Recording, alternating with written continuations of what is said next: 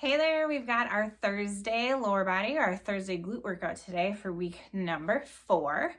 We're going to start off with a warm-up. We're going to do this 3 times through, 15 seconds high knees, 15 seconds butt kicks, 4 on each side of the world's greatest stretch, followed by 15 air squats. High knees, exactly how it sounds, butt kicks, exactly how it sounds. World's greatest stretch is that lunge position, rotation, and then hamstring stretch. So lunge,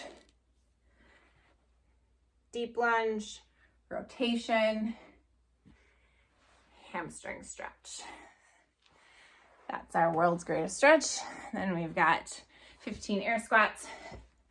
So just warming up those knees, warming up those hips, getting a little bit lower each time. Get those crunches out of those knees, then we'll get into our workout. We're starting off with 4 times 8 on each leg of a single leg box squat. So this gets us a new movement that we haven't done before.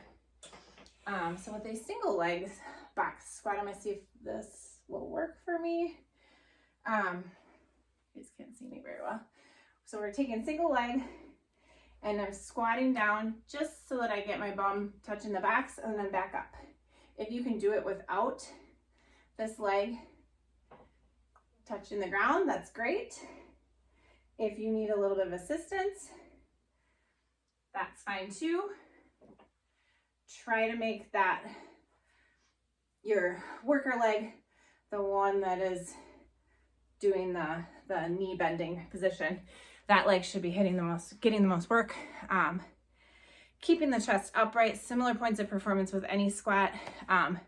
Trying to track that knee over the toe, not letting that chest dip too far as you're going down. Although with a single leg box squat, you are gonna lean a little bit more than you would with a traditional squatting movement. Definitely if your knees give you any pain while you're doing this, go to 2-legged squats, and you can still do a box squat instead of a single leg box squat. Box squats are nice for people with knee problems because you don't end up squatting too parallel. So sometimes if you're doing that, you can get a little bit more weight on there. At the same time, you go from a completely still position, right? So you don't get that little dip when you're doing a squat. So right when I'm doing a squat, I can kind of bounce out of the bottom. With a box squat, you're going to stop when you hit that box. So I'm going from a completely passive motion. So I have to work right out of the bottom of that squat. So that's our first movement. So if you're doing single leg, 8 on each side. If you're not doing single leg, I would just do 10 total box squats. And we'll do 4 times 10 total, or 4 times 8 on each side. And then we'll get into little typo I noticed. And I think I may have misspoke when we were doing this in week 2. But 4 by 10, and I probably misspoke because I had it typed incorrectly on my computer. Hip abductions. So it's abducting because we're bringing a leg away. It would be an adduction when we bring it back. So these are banded hip abductions. So with that band around the tops of your knees, you're just going to be bringing that leg out, a slight bend in the knee. You're really going to feel that here as you're bringing that leg out. We'll go 10 on each side. You can do it with whatever band you've got. So for me, this one's not quite snug enough, but I can definitely feel some resistance. So I would only have to go a little bit on this leg. I can't bring them all the way together because I'll lose my band, but you get the idea. Just resisting that band on the way out for that hip abductions. We'll go 10 each way, 4 sets. Then we'll get into 15 kettlebell swings. Again, we're doing 4 sets of these kettlebell swings. Couple of points of performance on the kettlebell swing. Heels stay down on the ground while you're doing these kettlebell swings. The movement is coming from the hamstrings, the quads, your hip flexors. I want you squeezing your glutes. If I had a video of you doing this, I want your heels to stay on the ground.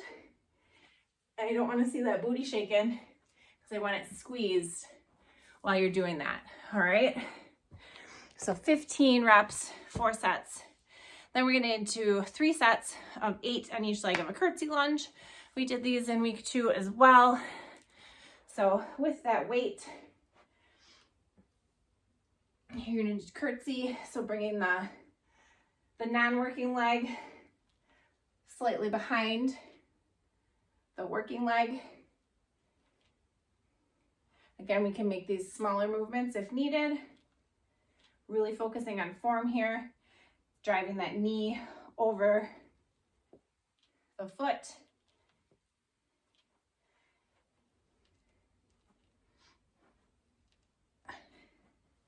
For those curtsy lunges.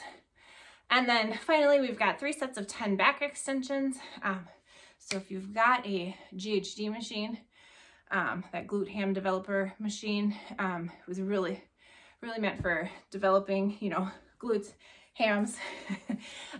It's really great for your posterior chain as well. So those back muscles, so back extensions, you're in the prone position and you're really working your backside here. So you're gonna be bringing your torso up to that nice straight position. I have a little bit of a back extension set up here on my couch. It'd be easier if somebody would hold my ankles for me, but I don't have that right now. So I'm just gonna show you what the movement looks like.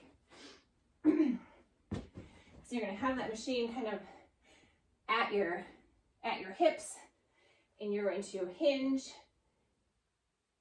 and then your feet will be hooked in, and you'll pull your torso up and really squeeze your booty and your low back as you do those. Then we'll get into some recovery. We've got a pigeon pose. So with that pigeon pose, you're gonna bring one leg in front of you. This is really gonna stretch out that booty. Other leg straight behind you. You can kind of rock back and forth. You can lean forward. You can stay upright, whatever is most comfortable for you. You can have that knee at a 90 degrees. Gets you a little bit more of that stretch back there. If I tuck my ankle underneath me, I feel it more in my hamstring. Make sure you do both sides for that pigeon pose. Then we'll get into single leg forward fold. So with one leg out, just folding towards that toe, switch it up, go to the other side. Then we've got a deep lunge with rotation. So similar to our world's greatest stretch, actually. Get into that nice deep lunge here and rotate. Make sure you hit both sides with that. And then finally, we've got our side lying thoracic rotations. So here, you're gonna be on your side, knees are bent at a 90 degrees. You're gonna keep your side lying arm on the ground, and then you're just going to reach the other arm as far as you can go over, getting that nice stretch in the thoracic spine here. If you can get your other shoulder on the ground without lifting this arm, that's great. And then we'll go back. Make sure you switch sides. And that's our stretching and recovery for this Thursday.